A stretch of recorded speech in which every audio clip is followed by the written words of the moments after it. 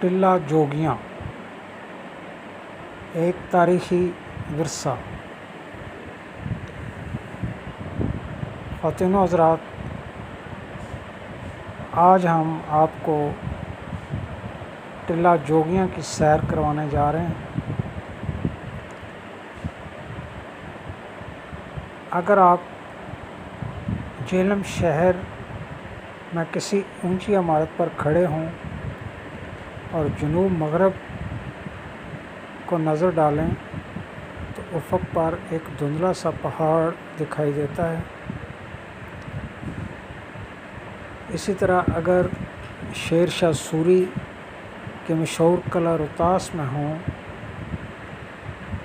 تو عین جنوب کی طرف یہی پہاڑ آپ کو نظر آئے گا۔ یہ ہے ٹلہ جوگیاں کا پہاڑ، جو کہ 1000 میٹر یا 300 فٹ اونچا ہے۔ اس کی چوٹی پر خستہ کھنڈرات ہیں، جو کہ ایک قدیمی خانقاہ کی باقیات ہیں۔ خواتین و حضرات، یہاں آپ 2 رستوں سے پہنچ سکتے ہیں۔ پہلا رستہ، اگر آپ گاڑی سے آ رہے ہوں تو قلعہ روہتاس کی طرف سے ایک راستہ سیدھا یہاں پہنچتا ہے۔ اس کے علاوہ کئی اور راستے ہیں جو پیدل سفر کے ہیں اور جو پہاڑ کے دامن میں مختلف وادیوں سے نکلتے ہیں۔ یہی وہ راستے ہیں جن کے ذریعہ کئی صدیوں تک یاتری ٹلہ جوگیاں کے بیساکھی کے میلے پر آتے رہے۔ ہم یقینی طور پر نہیں جانتے کہ ٹلہ کی خانقاہ کب وجود میں آئی،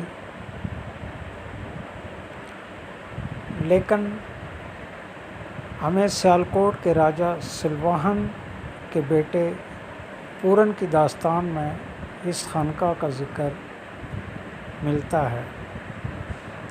داستان کے مطابق پورن کو اس کی سوتیلی ماں کے لگائے ہوئے بدکاری کے الزام کی وجہ سے ہاتھ پاؤں کاٹ کر شہر سے باہر ایک کنویں میں ڈال دیا گیا۔ وہ وہاں زندگی اور موت کی کشمکش میں پڑا تھا کہ ایک روز ادھر سے گرو گورکھ ناتھ کا گزر ہوا۔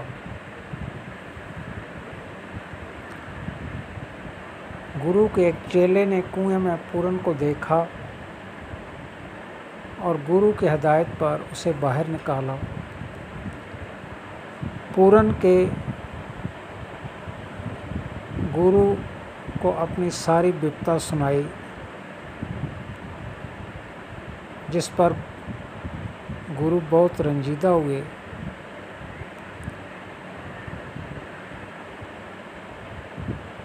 بس گرو کا پورن کے مسخ شدہ جسم پر ہاتھ پھیرنا تھا کہ وہ معجزاتی طور پر ٹھیک ہو گیا۔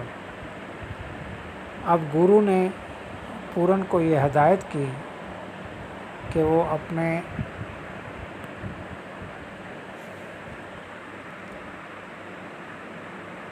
باپ کو ساری حقیقت بتا دے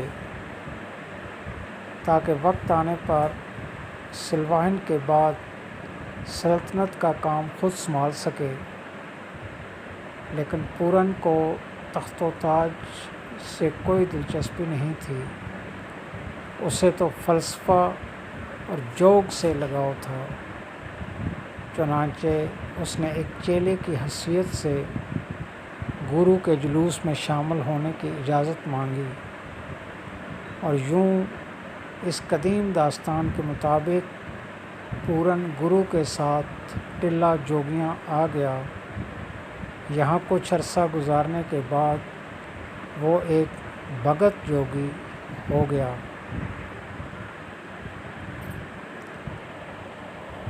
خواتین و حضرات، ٹلہ جوگیاں کی قدامت کا دوسرا تاریخی حوالہ اجین کے راجہ برتری سے متعلق ہے۔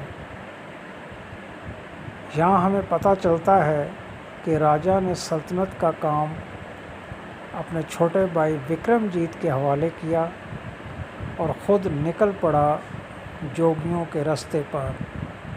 تاریخ کے مطابق راجہ برتری نے بھی جوگ یہیں ٹلہ میں آ کر پایا۔ راجہ وکرم جیت کا زمانہ پہلی صدی قبل مسیح کا ہے، کیونکہ تاریخ بتاتی ہے کہ وہ وکرم جیت ہی تھا جس نے سن 58 قبل مسیح میں سکوں کی ایک بڑی فوج کو شکست دی تھی۔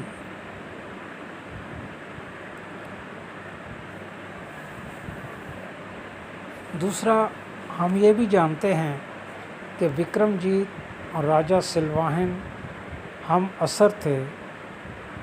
اس ساری گفتگو سے واضح ہوتا ہے کہ ٹلہ جوگیاں کی خانقاہ کم از کم پہلی صدی قبل مسیح کی ہے۔ ٹلہ پنجابی میں پہاڑی کو کہتے ہیں، اور مذکورہ پہاڑ تاریخ میں ٹلہ جوگیاں، ٹلہ گورکھ ناتھ یا ٹلہ بال ناتھ بھی کہلاتا رہا ہے۔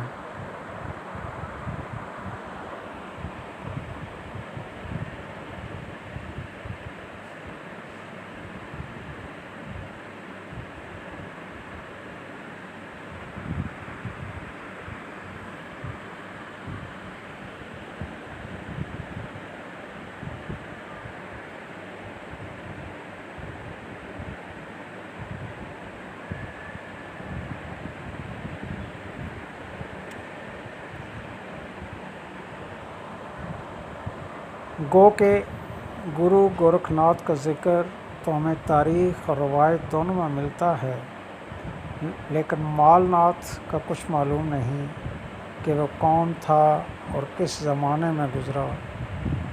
ایک انگریز مورخ کہتا ہے کہ بال ناتھ ایک بڑا جوگی تھا جس کا زمانہ 15ویں صدی عیسوی تھا۔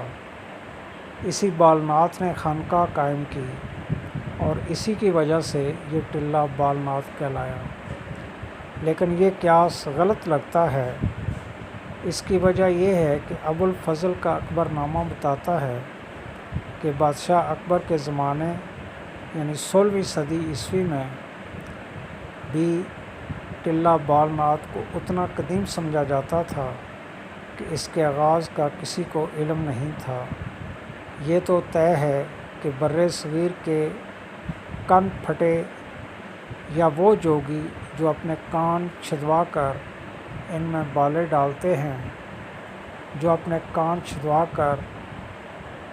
ان میں بالیاں ڈالتے ہیں، گرو گورکھ ناتھ کو ہی اپنا مرشد اور اپنے فرقہ کا بانی مانتے ہیں، اور یہ فرقہ 15ویں صدی سے کہیں پہلے سے وجود میں ہے۔ بال ناتھ کے بارے میں یہ گمان گزرتا ہے کہ وہ گورکھ ناتھ کے بعد نامی گرامی گرو گزرے ہیں۔ اکبر نامہ سے یہ بھی معلوم ہوتا ہے کہ بادشاہ نے 2 مختلف مواقع پر ٹلہ جوگیاں کی سیر بھی کی۔ انہی شاہی دوروں کا نتیجہ کادآور چیڑ کے پیڑوں کی چھاؤں میں گھرا مغل طرز کا تالاب، یقیناً وہ خشک سالی کا دور ہوگا، اور جوگیوں نے بادشاہ سے پانی کا ذخیرہ کرنے کے لیے تالاب کی درخواست کی ہوگی۔ چند سال پہلے تک تالاب کے بالکل ساتھ ہی کوئی 12-15 سمادھیاں تھیں، لیکن کچھ لالچی لوگوں نے خزانے کے لالچ میں ان سب کو تباہ کر ڈالا۔ تالاب سے شمال کی جانب نظر کریں تو بوسیدہ اور خستہ حال عمارتوں کا ایک جمگٹھا ہے۔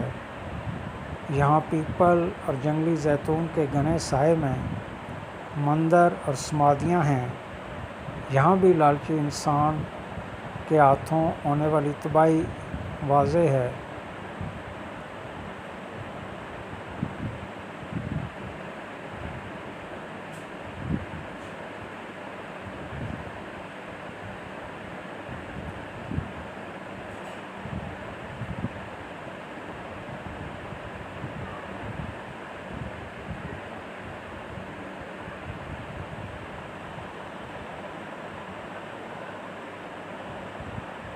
اگر آپ آثار قدیمہ کے ماہر والی آنکھ رکھتے ہیں تو آپ بھانپ لیں گے کہ اوپر کی سطح والی عمارتوں کے نیچے ایک تہہ مزید پرانی عمارتوں کی ہے، کہیں ملبے تلے محراب، کہیں بوسیدہ دیوار اور کہیں سیڑھیاں جو کسی گم گشتہ عمارت کے اندر اترتی تھیں۔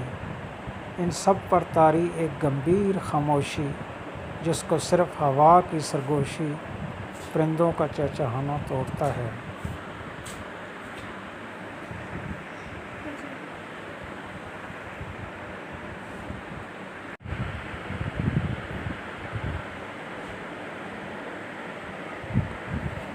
مغرب کی جانب ٹلہ کی سب سے اونچی چوٹی پر نیلے آسمان تلے ایک عمارت آپ کی توجہ اپنی طرف کھینچتی ہے، کیونکہ بناوٹ کے لحاظ سے وہ قائد اعظم کے مزار سے مشابہت رکھتی ہے۔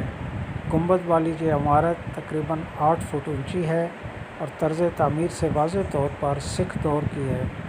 اپنے زمانے میں عین اسی مقام پر گرو نانک نے چلہ کشی کی تھی، اور پھر 350 سال بعد جب ان کے ماننے والوں نے پنجاب کی حکومت سنبھالی تو اس یاد کو ہمیشہ کے لیے محفوظ کرنے کی خاطر یہ گنبد کھڑا کیا۔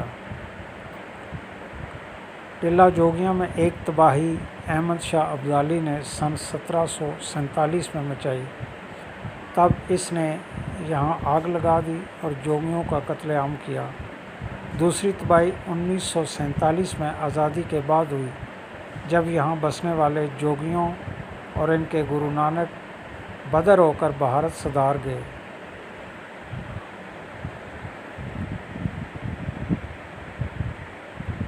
اس وقت تو یہاں ہر سال بیساکھی کا میلہ دھوم دھام سے لگتا تھا اور یاتری پورے برصغیر سے آیا کرتے تھے، لیکن آزادی کے بعد یہاں ایک ویرانی گرج کر چکی ہے۔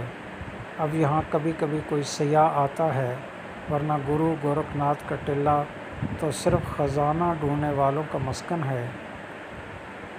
وہ یہ بھی نہیں جانتے کہ جوگی تو دنیا چھوڑ کر جوگ کے پیچھے جاتے تھے۔ ان کے پاس کیا خزانے ہوں گے جو آپ یہاں تلاش کرتے ہیں۔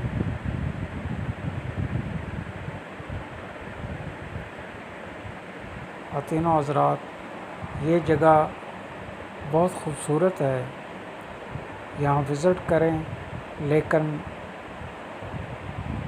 کسی چیز کو خراب نہ کریں، یہاں گند نہ ڈالیں۔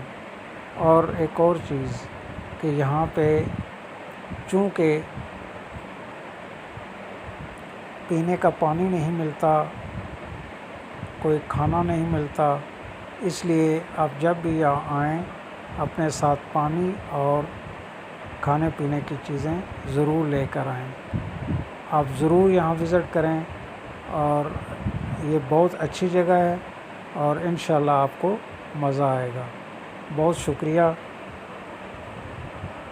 آپ سے گزارش ہے کہ میرے اس چینل کو سبسکرائب کریں اور بیل آئیکن کو پریس کر دیں تاکہ آئندہ آنے والی ویڈیوز آپ تک پہنچتی رہیں۔ خدا حافظ، والسلام علیکم ورحمۃ اللہ وبرکاتہ۔